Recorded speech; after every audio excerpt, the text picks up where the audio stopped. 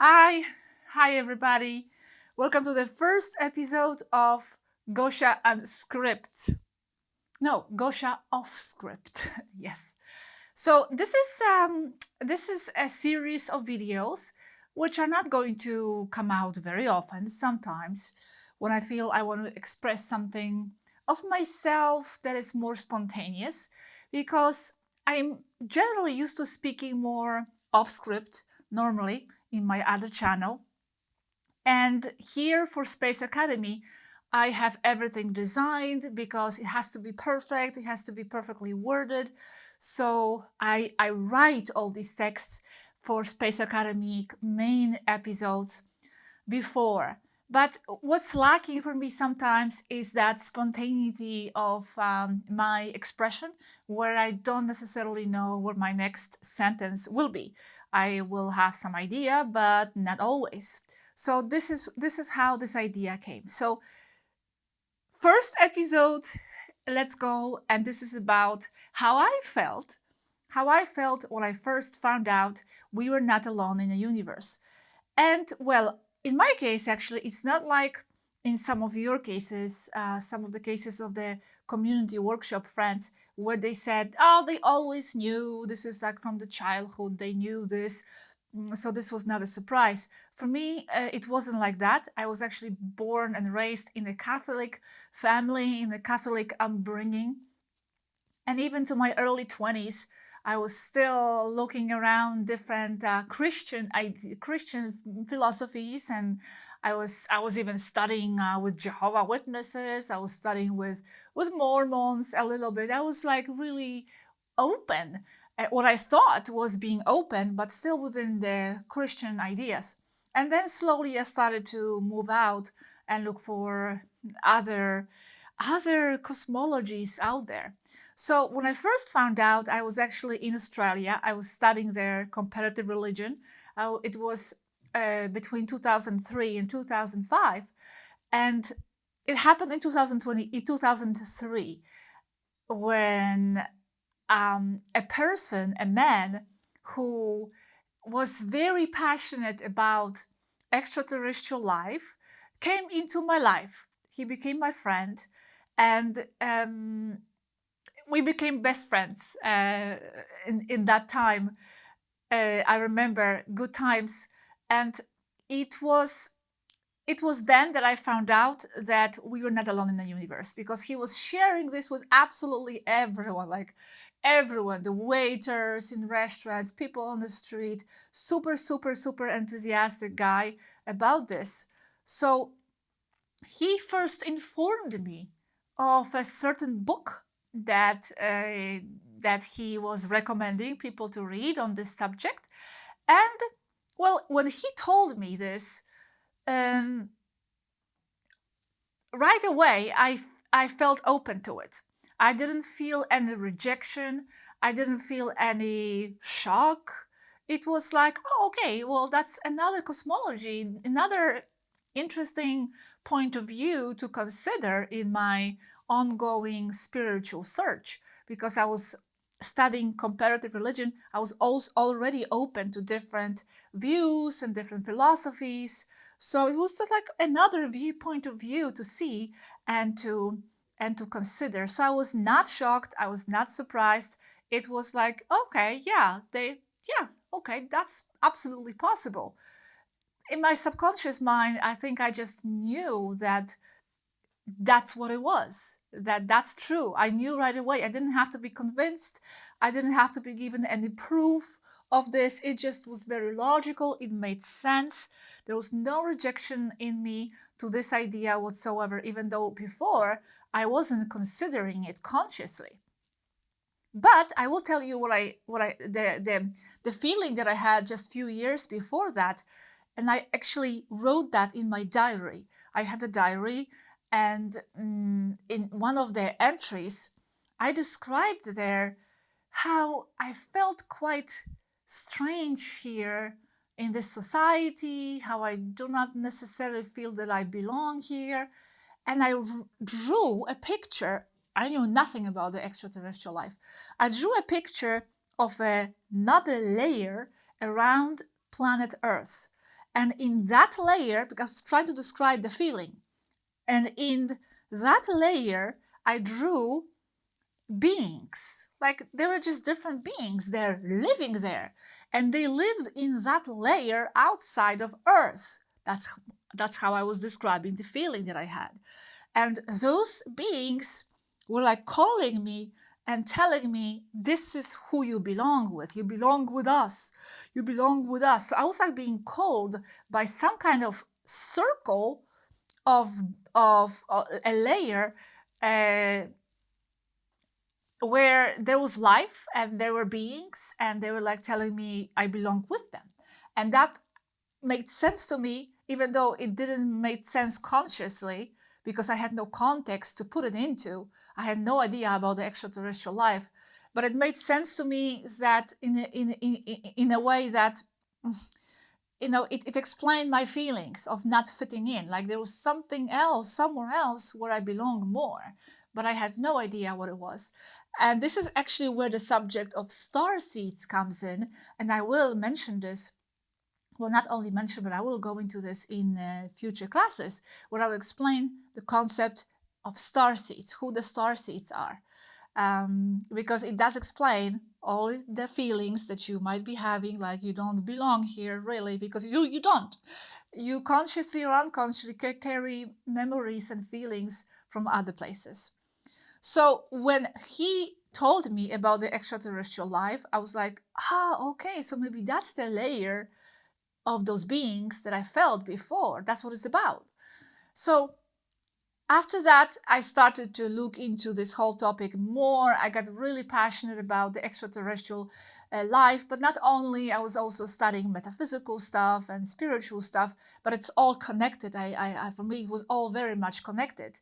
So I was very excited. Not shocked, no rejection. I didn't need any proof. I was just excited to study more because I am an explorer at heart. So for me, it's an exploration of other realities and other cultures. I love to travel and see other people. So for me, it was very, very exciting. I'm not going to make this video very long, so I'm going to skip now to today and how I feel about it today. Well, after a long period of looking at the subject, and also after 7-8 years of the direct contact with the people in the orbit, something I told you about in the previous episode, and which I will deepen at some point in the future, yes, of course. Well, after all this time, I would say it became very normal to me. This is just such a normality for me that I don't know if I feel excitement. It's not an excitement of like discovering something new. It's just normal. Like, you know that there are German people and Japanese people. That's how it is. So for me, it's very obvious that there are extraterrestrial races and extraterrestrial people, that we are not alone, that we are being interacted with. This is my reality. This is normal. On the topic of reality, I have to bring in my mom in here, who knows about this stuff, but she's still treading, lightly here and carefully, not jumping on board right away. But she knows about this project. She actually does translating and reads Space Academy in French. So she's aware of these subjects, but still sometimes she comes and says, but Gosha, do not, how does she say this? Do not deviate too much from reality, like still stand on the ground. Do not fly away totally. And for me, this is just so absurd to hear that, because this is reality. Knowing about all this stuff is not deviating from the reality of, maybe she didn't say that exactly, but she said it's not flying away from the reality, it's stepping into the reality. This is the reality. This is normality. Not knowing about this stuff and being stuck in this narrow corridor of understanding of what reality is, that's that's flying away from the reality. That's being artificially isolated into the small section of the reality that doesn't reflect the greater reality out there. So it would be like you were born and raised with the one family and you don't know anything about any other people outside, and you don't know about the existence of other families and other people out there. And suddenly you discover there is a person out there, and your mom or someone says, be careful, do not fly away too much from the reality. Well, what reality? Of that small family of 4 people? That's the reality? No, that was imposed. That's artificial. That's an artificial isolation. The reality is that there are more families out there, that there are neighbors, that there are people beyond that hill that you never thought there were. So you're not flying away into the reality, you're waking up to the truth, to the reality, actually. So now, another thing, the last thing I want to say about how I feel today, of course, I keep being very happy about this and, of course, excited, but it's not a kind of a fresh, new excitement. It's just like normal kind of feeling, but still exciting. And happy, but also a bit, I would say, tired and a little bit disappointed with the amount of unfortunate politics that goes on out there. This is something that we have to address in the Space Academy class, because people in the New Age many times imagine the extraterrestrial life as being this idyllic existence and, very angelic and love and light.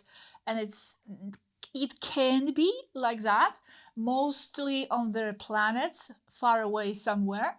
But the extraterrestrial reality and exopolitical situation to do with Earth is much more complex, much more complicated. It's quite draining sometimes when you look at all the politics going on and betrayals and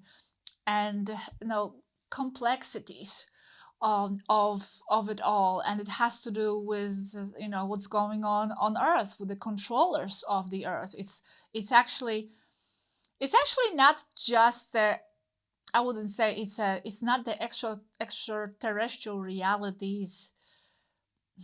However, it's connected.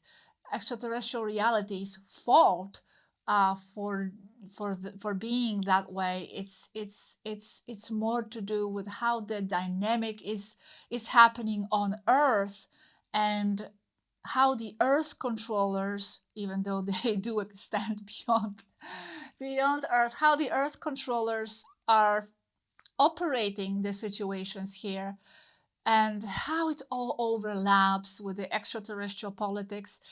It's very complicated, and for my mind, sometimes it's too much, meaning that my mind is quite straightforward and transparent, and I like things to be this way. And unfortunately, it's not always this way when it comes to this whole cosmic chess that has been going on Earth, around Earth, and in cosmos for very, very, very, very long time. So it's exciting. It's exciting, and it's amazing. It creates wonder. Like I think one of you said in the community workshop, there's so much to explore and navigate through when you go out there. But there's also this, exopolitical element there that that is necessarily